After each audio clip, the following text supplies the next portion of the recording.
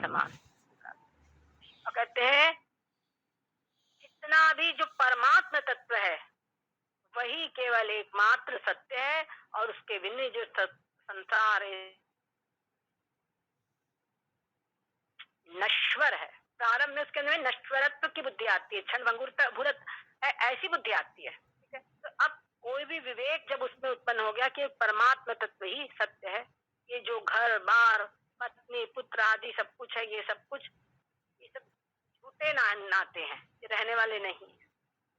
जब विवेक उसमें उत्पन्न हो गया, तो जब विवेक उत्पन्न हो गया तो ये सबसे पहला ऐसा साधन है जो आगे के सारे साधनों को उत्पन्न कर देगा। समझ गए ना, सारे साधनों को उत्पन्न कर देगा। जहां विवेक उत्पन्न हुआ केवल परमात्मा सत्य, ये जो संसार दिख रहा है इस संसार से अलग कुछ है जो सत्य है, ये बुद्धि उत्पन्न हो गई तो संसार के पदार्थों का त्याग अपने आप होगा। और जो सत्य है वो क्या चीज है उसको मैं खोजूं, उसको मैं प्राप्त करूं, ये बुद्धि उसमें तैयार हुई, अपने आप होगी कि नहीं होगी। तो ये जो विवेक है ये सब कुछ उत्पन्न करेगा। जब विवेक उत्पन्न हो गया तो स्वाभाविक रूप से उसके मन में ये हो गया कि जो अविनाशी तत्व है, जो अमर अजर अमर तत्व है, क्या वो है उसको मैं प्राप्त करूं। और ये संसार जो है सब क्षणभंगुर है, तो क्षणभंगुर चीजों को लेके, नष्ट होने वाली चीजों को लेकर हम क्या करेंगे। हमारे यहाँ पर एक याज्ञवल्क्य ऋषि है, आप लोग जानते हैं। वो इतने विद्वान थे, राजा जनक आदि की सभा में जाते थे, खूब शास्त्रार्थ करते थे, और बहुत शास्त्रार्थ में उनको खूब खूब धन प्राप्त होता था। राजा जनक जी जिनको देंगे दक्षिणा तो क्या कम देंगे, अनेकों जो लाखों लाखों गौवे सबके सिंह स्वर्ण से मड़े हुए, और खूब खूब सोना चांदी तमाम उनको सब देते थे। अच्छे धनाढ्य ऋषि थे, वो सबसे अधिक धनाढ्य ऋषि थे और बहुत विद्वान भी थे। एक समय ऐसा हुआ कि उन्होंने अपनी पत्नी से कहा, उनकी दो पत्नियां थी, एक मैत्री थी एक कात्यायनी थी। तो उन्होंने अपनी पत्नियों से कहा कि मेरी जो धन संपत्ति है इसका मैं बंटवारा कर देता हूँ ताकि बाद में तुम लोगों में कोई टेंशन नहीं होवे। तो दोनों को मैं करता हूँ और मैं अब जा रहा हूँ संन्यास लेने के लिए। तो जो पत्नी थी दूसरी वाली, मैत्री और कात्यायनी, तो वो जो दूसरी पत्नी थी उसने तो कोई विरोध नहीं किया, ठीक है। पर मैत्री ने उनसे पूछा, ये बताइए कि आप इस सबको छोड़ करके जिसको प्राप्त करने के लिए जा रहे हैं, अमरत्व को प्राप्त करने के लिए जा रहे हैं, तो ये सब कुछ जो हमको आप दे के जा रहे हैं, इस सबसे क्या अमृत की प्राप्ति हो जाएगी। ये जो हमको आप छोड़ करके जब दे के जा रहे, कैसे हमको अमृत की प्राप्ति हो जाएगी। तो वो बड़े प्रसन्न हुए, वो बड़े प्रसन्न हुए और कहा कि अरे मैत्री, ये तो सब धन संपत्ति है, ये सबको प्राप्त करके तुम्हारा जीवन वैसा ही हो जाएगा जिसको प्राप्त ये वस्तुएं हैं उनका जीवन जैसा वैसे हो जाएगा। जैसे किसी के पास में कार नहीं होती है तो वो क्या सोचता है, अरे मेरे पास कार हो जावे तो मेरा सुखी हो जाऊंगा। किसी के पास बढ़िया मकान नहीं हो सकता, मेरा बढ़िया मकान हो जावे मैं सुखी हो जाऊंगा। जो चीज जिसके पास नहीं है उसको लगता है कि ये चीज मेरे को प्राप्त कर लूं तो मैं सुखी हो जाऊंगा। परंतु जिनके पास वो वस्तुएं हैं, जरा उनका जीवन देखो, तो उनका जीवन में भी कुछ ना कुछ लगा हुआ है। वो सोचते उससे हाई चीज की उनकी डिमांड रहती है, वो चीज मिल जाएगी तो मैं सुखी हो जाऊंगा, है ना। जिसके पास साइकिल है उसको साइकिल में संतुष्टि नहीं है, वो मोटरसाइकिल चाहेगा। मोटरसाइकिल जिसके पास है वो कार चाहेगा, जिसके पास कार है वो आगे का फॉर्च्यून आदि आदि सब बढ़ते जाएंगे। पर जरा जिनके पास कार आदि है जरा उनको देखो, उसका मेंटेनेंस कराओ, उसमें पेट्रोल वो डीजल वगैरह तमाम उसके मेंटेनेंस में ध्यान रखना पड़ता है। पता चले ड्राइवर गाड़ी लेकर कहीं ठोक ही दिया, तमाम सब टेंशन उनके पास भी रहती है ना। तो संसार की जो वस्तुएं हैं वो हमको सुविधा दे सकती है परंतु शांति नहीं दे सकती। जो आत्म शांति है वो हमको ये नहीं दे सकती। इस प्रकार प्रकार से संसार की वस्तुओं का स्वभाव को समझ ले, संसार की जो जितनी वस्तुएं उनके स्वभाव को समझ ले वे, और उनको से विरक्त हुए।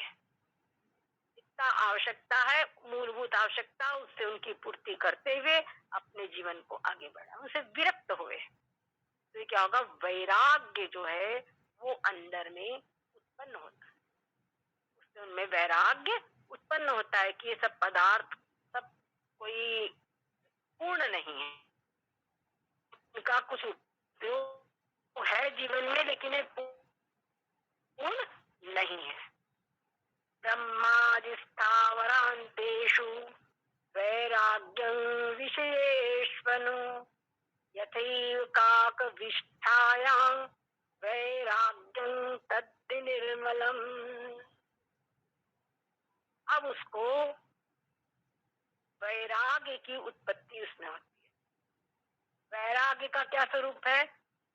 ब्रह्मादि स्थावरांतेषु, ब्रह्मा से लेकर स्थावर, मतलब जो इस लोक में जड़ पदार्थ है, एक कण भी, एक छोटे से छोटा कण भी, और उधर ब्रह्मलोक, ब्रह्मलोक की संपत्ति बहुत ज्यादा श्रेष्ठ मानी गई है, कि ब्रह्मलोक में जो वस्तुएं प्राप्त होती है वो वस्तु का वो केवल उपभोग करता है।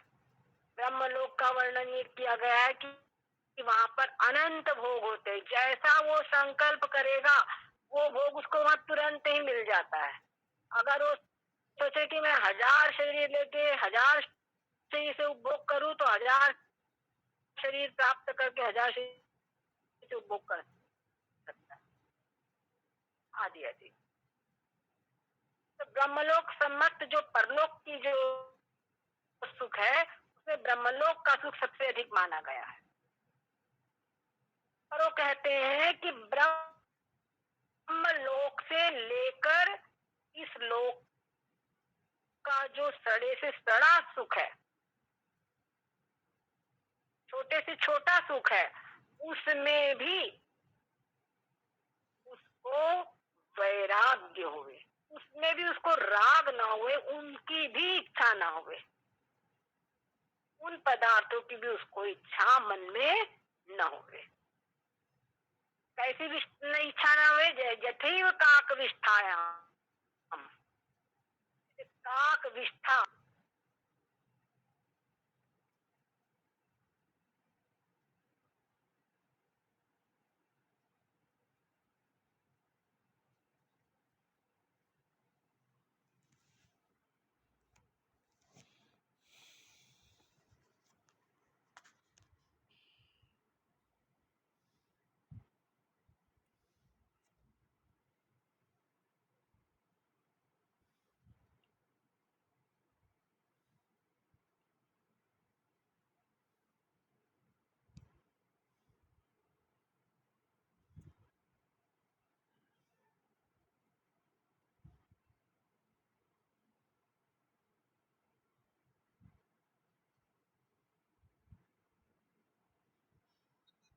आवाज नहीं आ रही जी।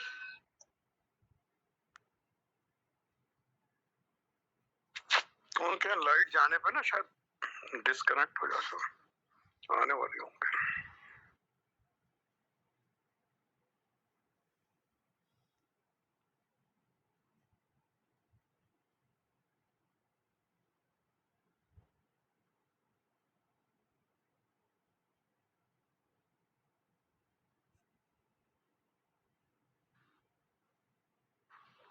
श्री राम जय जय राम, श्री राम जय जय राम, श्री राम जय जय राम, श्री राम जय जय राम, श्री राम जय जय राम,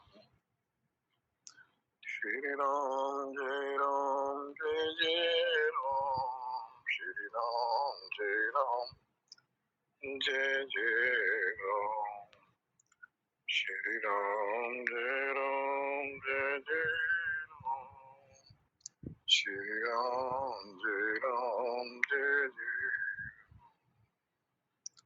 श्री राम जय राम, जय जय राम, श्री राम जय राम, जय जय राम, श्री राम जय राम, जय जय राम, श्री राम जय राम, जय जय राम, श्री राम जय राम, जय जय राम, श्री राम जय राम, जय श्री राम जय राम, जय जय राम, श्री राम जय राम, जय जय